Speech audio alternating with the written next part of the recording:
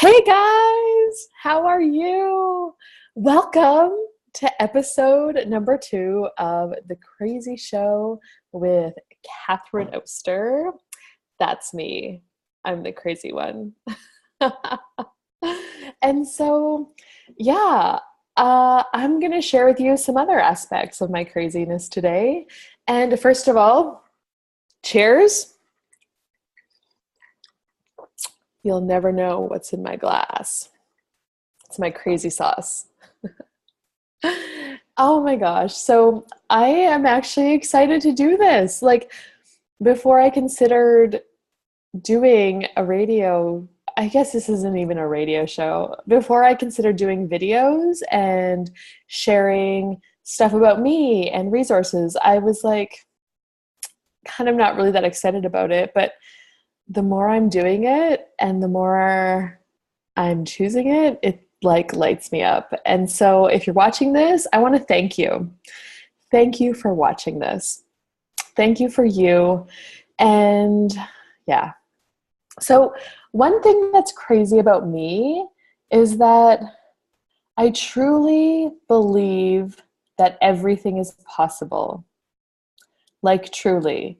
Like, I don't believe that there's not one thing in this world that if you truly desire it is impossible for you.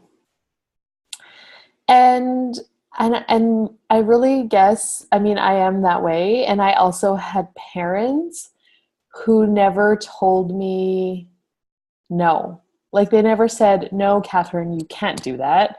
No, Katherine, what do you think? You're crazy. You can't have a horse. No, Katherine, you're not allowed to go to university. No, Katherine, you can't do horse shows. You just had a baby. You can't ride in dressage clinics. No, Katherine, you can't build an indoor riding arena. That's ridiculous. What are you thinking? I never actually had that. I never had that. And I'm so grateful to my parents for that gift. And so, like, I just remember my first impossible thing that could have been impossible for me was getting a horse, because, I mean, when I was like, from the very first moment I remember anything, I have loved horses, like loved them. And my parents didn't live on a farm, never had horses. My only connection to horses in the beginning was with my grandpa and my aunt. And we lived a little ways away from them, like maybe a 45-minute drive. And whenever we would go to visit my grandparents, my grandpa would come home from work. Or if he was already home, I mean, I would always run up and say hi to him and give him a hug. And I would always say, hey, Grandpa, will you take me to see the horses? Because my aunt had horses. And my grandparents lived in town, but my aunt kept her horses like on an acreage near the town. And my grandpa always took me, like always. And we would brush the horses, we would feed them. And just being with them was so magical for me. And being with my grandpa with them was so amazing and such a gift.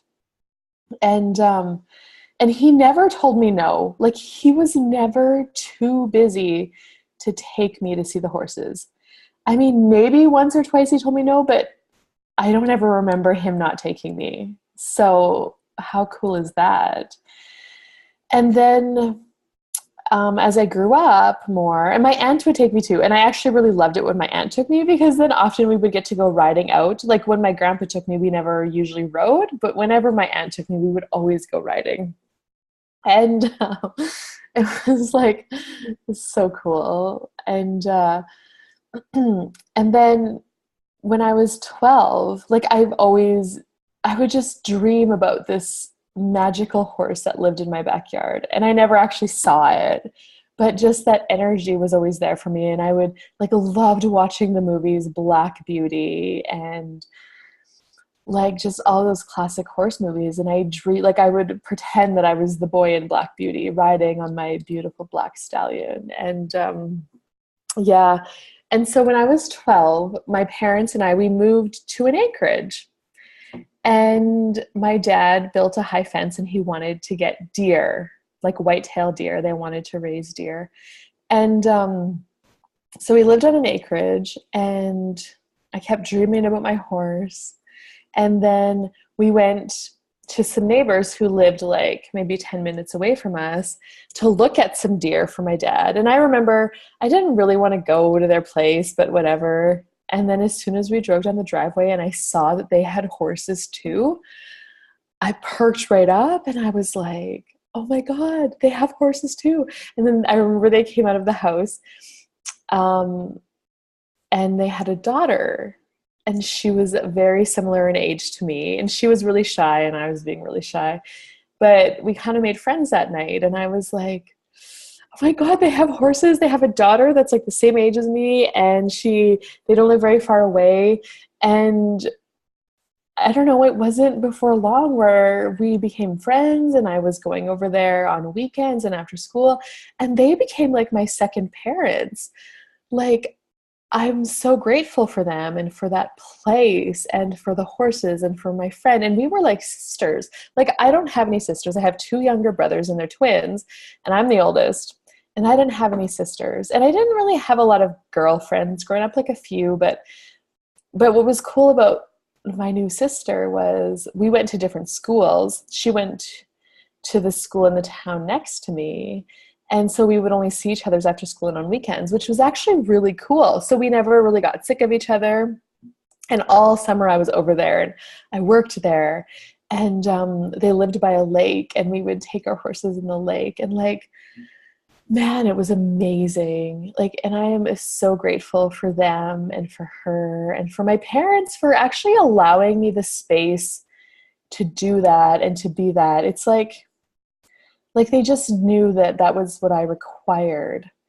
And yeah, like, wow. And as I'm telling you this story, I'm just having so much more gratitude for them and for my parents for allowing me to have that in my life. And then eventually it was time to buy my own horse, right? I really wanted one of my own because I was always riding their horses. And this a beautiful black filly called Blaze is what I named her. She came along, and she was like $2,000. And I remember asking for her, and money was tight for my parents growing up. They didn't have a lot of extra money. And I remember just asking my dad, like, how much money he made in a month. And I think he told me it was like, I don't know, $4,000 or $5,000. And I was like, but Dad, she's only $2,000. Like, we would have enough money. And like, not even thinking about the mortgage they have to pay or the bills and the fuel and all of that, vehicle payments, like all of that. I didn't. Anyway, but I did eventually get her. They bought her for me. And so she lived at my friend's place, and I was over there like from the age of 12 till I graduated high school. Like, that's 6 years. And I'm like, wow. My parents had never said, no, you cannot have a horse. They said, we can't buy her for you at this time. Not right now. But they never said no. And they never told me that I was ridiculous for asking for any of that. And like, so I really have grown up with a point of view that you can have anything you desire. If it's what you truly desire, you can create it and have it and change your life to be that. Like, what I'm getting is, if you are aware of a possibility, like if you already have the ask of something, you know it's possible, then that, for me, that tells you right there that it is possible for you. Like, it truly is. Like, if you can dream it, you can do it. And then the other thing was, so I went to university, and my parents were so supportive in whatever I chose, and they helped me as much as they could financially, and I got a student loan and all the things. And when I was in university, I phoned up the barn, like I said in episode 1, and started taking riding lessons. And my mom never said, no, Katherine, you're crazy. You can't take riding lessons. We can't afford that. She never said that. She, I'm sure, thought it was pretty cool that I was able to take riding lessons. And I created it in a way where I didn't actually have to pay for them, because the lady who owned the stable asked me to ride more of her horses. And then she actually paid for my riding lessons. Like, so amazing. And then I was dreaming of having an indoor riding arena of my own. like probably from the time that I was like 16 and was at that barn for the first time, I wanted an indoor riding arena of my own. Like I just wanted one and desired one. And I would talk about it sometimes, not to a lot of people, but I'm sure I talked about it with my mom. And she never said I was crazy. She never said no. I'm sure she wondered how I was going to do that, but she never was like telling me I was ridiculous or anything. And I have it. Like I created it a couple of years ago now. Like, wow. And yeah. So that is a crazy thing about me. A crazy thing about me is that you can have anything you desire. And it's, I believe you can have anything you desire to. And like, and I wanted to show dressage horses, and I wanted to take all these riding clinics and all these lessons. And I started having kids. Like I had my son Trace, and my mom never told me, Katherine, you can't do that. You have a kid now. She always told me, I will do whatever it takes to help you and support you in what you choose. And when I went back to work, when I worked as an agronomist, she always said, I will do whatever you need me to help you, to support you in what you choose. Like, what a gift my mom is. And I don't know if she fully, I mean, I tell her sometimes, but I don't know if she fully gets what a contribution she has been to me in that. And yeah, so, I mean, everything is possible. Anything can change, and will you choose it? Will you choose it? Because we are the only ones. We get in our own way. We stop ourselves with our points of view. Like if we have a point of view sometimes about how things should show up and what it's going to look like and what it's going to be like. And those are the things that stop us or slow us down in creating and having the life we desire to have. And yeah. Now, my husband, on the other hand, he thinks that some things are impossible to have. I am sorry to say that I have proven him wrong. And I remember it was not that long ago, like maybe 6 months ago, we were talking about some stuff, and he's a brilliant man, brilliant magic. He has a huge awareness about, and he's created, like I said in the last episode, he's created a lot. Like him and I have created a lot together in our lives. And often I discount him. Before, I really discounted him a lot, and I would always tell him he was wrong and he was crazy, and I wouldn't listen to him. And then I was gifted a lot of awareness that often he's right, and he does know a lot of stuff. So I started telling him how right he was. And I'm like, oh my God, you're so right. Like, yes, let's do that. And oh my God, yes, you're right. Thank you for that information. And I was telling him like how right he was. And then he just looked at me one time and he's like, you know, I'm not always right. And I'm like, what do you mean? Well, I never believed that you would ever have or build your own indoor riding arena. And I was shocked. I was like, really? You didn't think that was possible? And he was like, no, I thought you would outgrow it or realize that you couldn't afford it or realize that you couldn't do it. And I was like, wow. So I totally outcreated his reality and proved him wrong with that. And another thing, when I first quit my job and didn't go back and started teaching riding lessons, like he didn't think that anybody would want to pay me to teach them how to ride horses. Like he thought that that was a crazy thing, and was kind of baffled when, you know, our life basically stayed the same and actually got greater because I started creating more money than I did at my job. And he was like, oh my God, I can't believe that people pay for this. And I'm like, I know. And that's another thing is like, when you have a talent for something, when you have an ability with something and a capacity with something, it is so easy for you. It is so easy for you, and it brings you so much joy that you often have a hard time charging money for it. And that's how it was with me in the beginning with the horses. Like, I truly believed that other people knew what I knew about horses and other people could do what I could do with horses. But that wasn't true. They couldn't, like, at all. And the more people I worked with in riding lessons and training their horses, the more I realized that they don't know what I know and they don't have the ability that I have. And they desire it. So then they pay me for my information and for my talents and my abilities and to share that with them. And yeah, so like I had a hard time asking for money for riding lessons in the beginning because it was so easy for me and it was so much fun. And one of the really things that we're taught is that to have money is hard work. Like, you have to work hard for your money. You have to have blood and sweat and everything. And to get money, you do not get paid money for having fun. You actually pay money to have fun, maybe, or something like that. So there was all of that. And then it's like, no, like, that's so not true, is what I'm realizing. And that is one of the huge things that Access Consciousness has gifted me.